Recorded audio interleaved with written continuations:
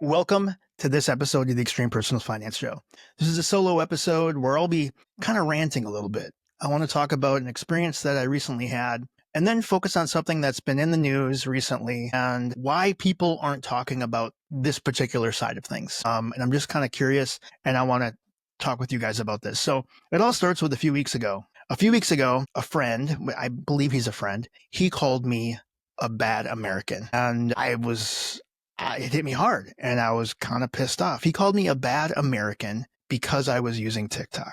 Now, all of this may be a moot point. I know as of today's July 3rd, the Trump administration does say that he has a group of unnamed investors in tech companies that are primed to purchase a majority stake in TikTok's U.S. operations. But I want to start by saying why this really upset me. Because first of all, I am a patriot. I absolutely love my country, and I absolutely would not want any bad actor or enemy state to spy on users and steal information and use it for any sort of malicious intent. I also feel that there's a substantial number of US-based small businesses that rely on TikTok and its platform to connect with its customers, to build their brands, and directly sell their products or services. This is across all industries. This can be from fashion to home goods, the trades, and I love following plumbers and electricians and HVAC technicians on the platform. It's so fun. But even to consulting and other service-based businesses. Entrepreneurs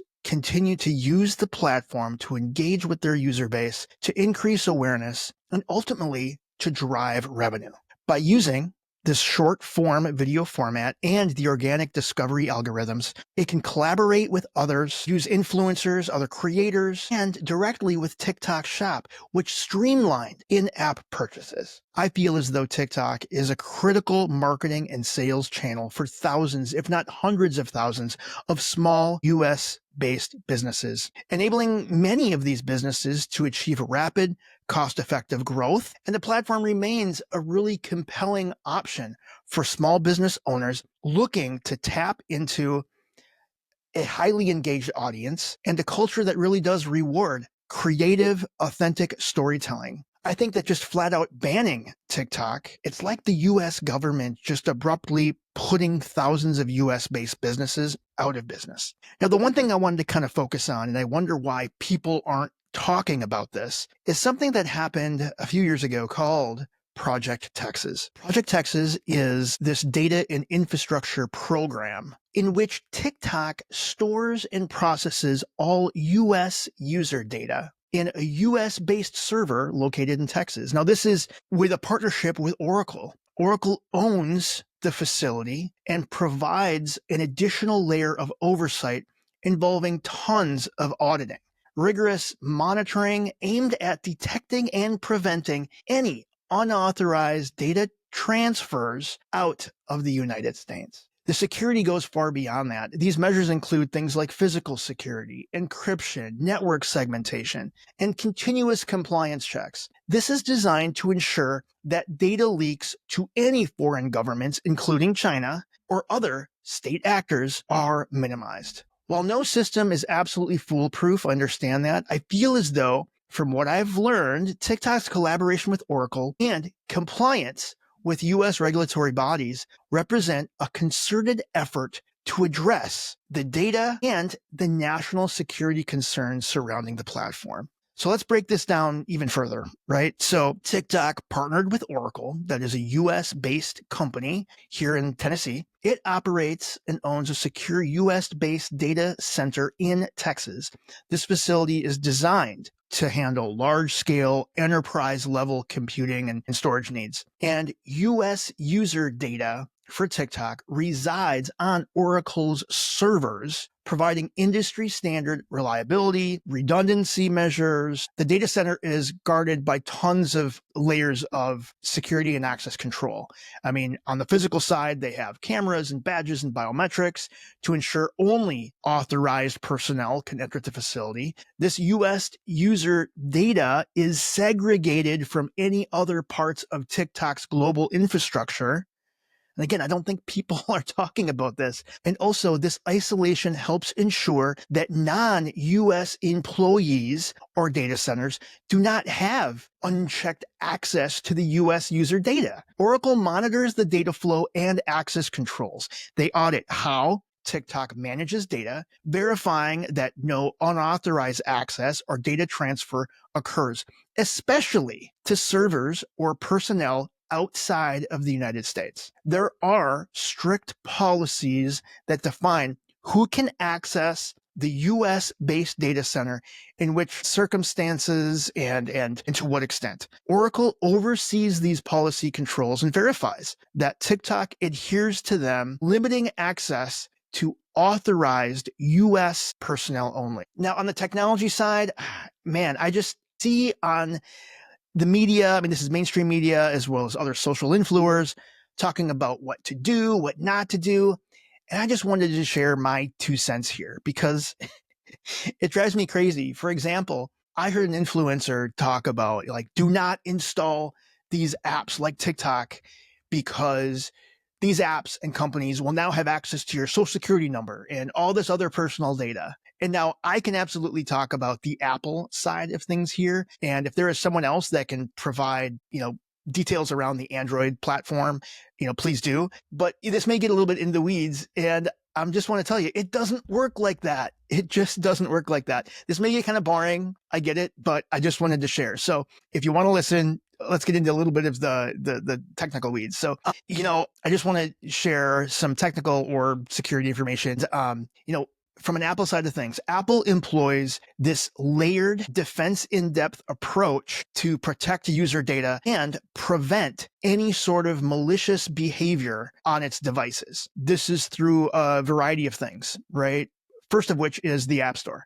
These protections combine hardware-based security features, software sandboxing, specific entitlements on the developer side. They also go through rigorous app review processes. There's automated and manual code inspections and a set of developer guidelines that strictly control what apps can do and what they cannot do. So first, let's start with this app review process. There is a rigorous human review. Before an app becomes available in the App Store, it goes through review by Apple's app review team. Reviewers examine the app's functionality and does it adhere to Apple's guidelines? And is there any indicators of any sort of malicious behavior?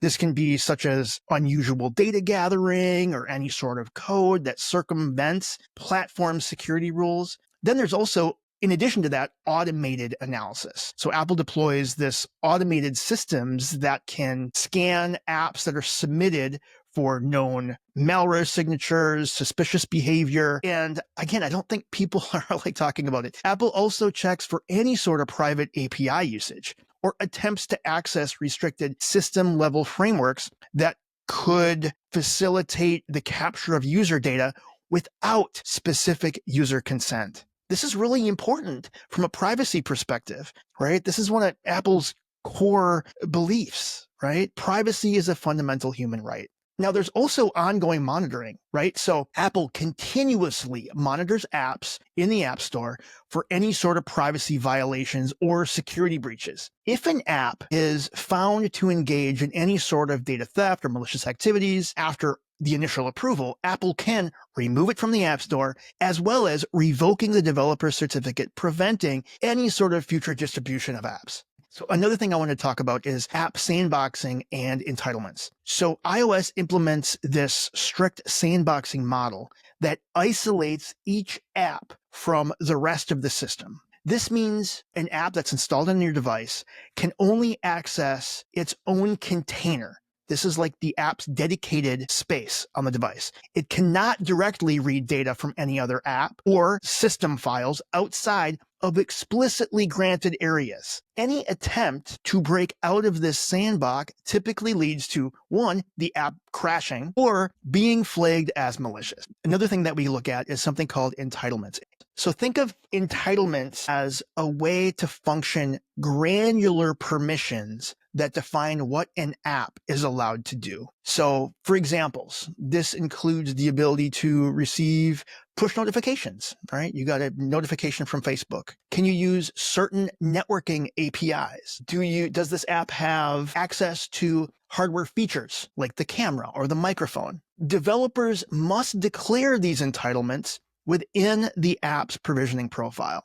And Apple's review process ensures that only legitimate entitlements are granted. So if an app attempts to use an entitlement that it is not requested or they haven't been approved to use, it will fail to run. It'll be flagged during submission. Again, the app may crash.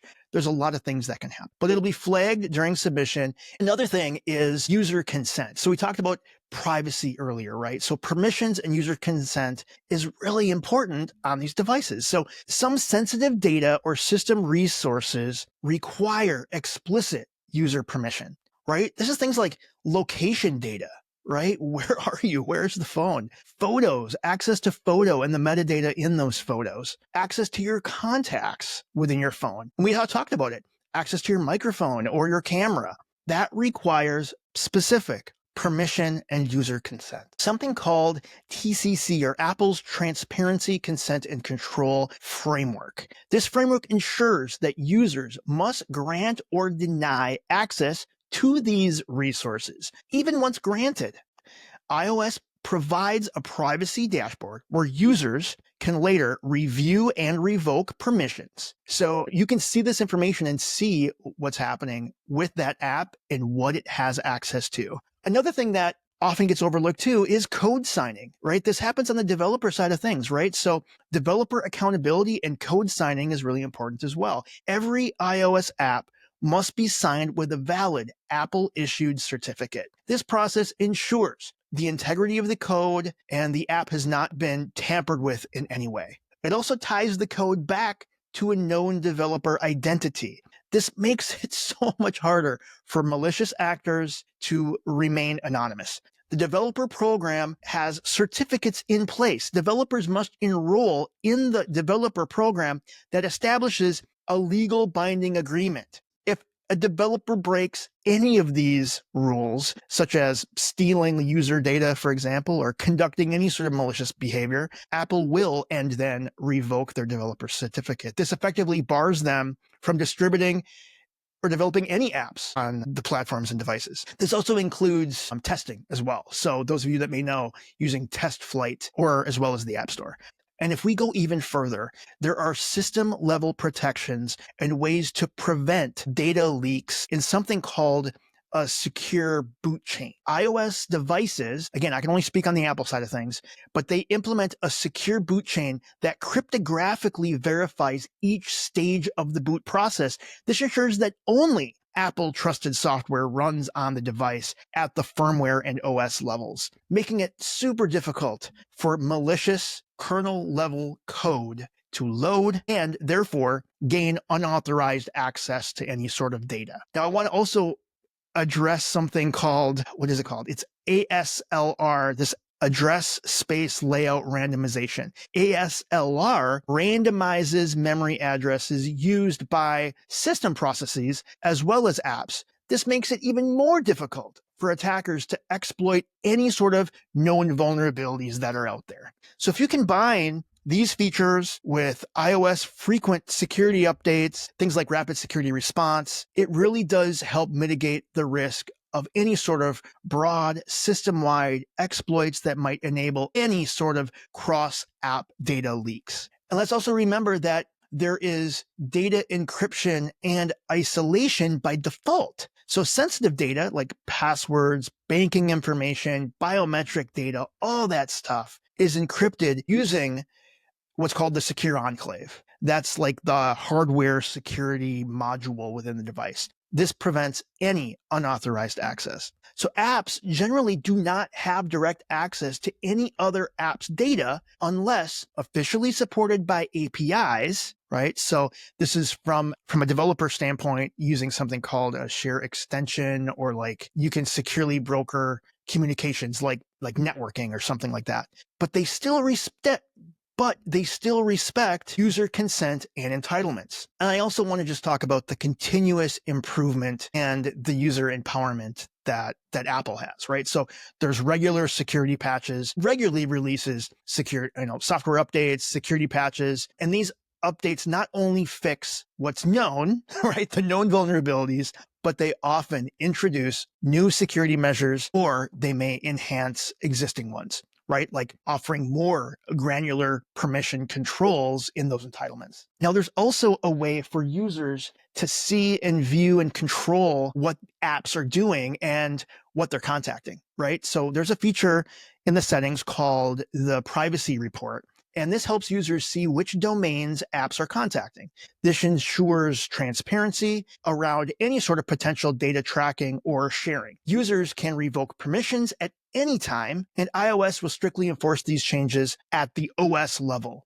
There are strict developer guidelines and enforcement. So finally, the way that Apple developer guidelines forbid any sort of deceptive or malicious practices like accessing data without explicit content, violations will result in the removal from the App Store and potential legal action. This is strong enforcement, and I'm telling you, it does discourage developers or any bad actors from engaging in misuse, data theft, and that type of thing. And I know this went long and into the weeds a little bit, and it may be super boring, but I just wonder why no one else is talking about this. And so I wanted to share a little bit of information. Thanks again for taking time. And if this resonates with you, if you are a small business and you rely on TikTok, if you sell your products via TikTok Shop, share this, share with somebody else, just so they have a basic understanding of what can and can't be done from a security aspect on your device. So I am not a security expert, but I just wanted to share a little bit of information. Thanks so much.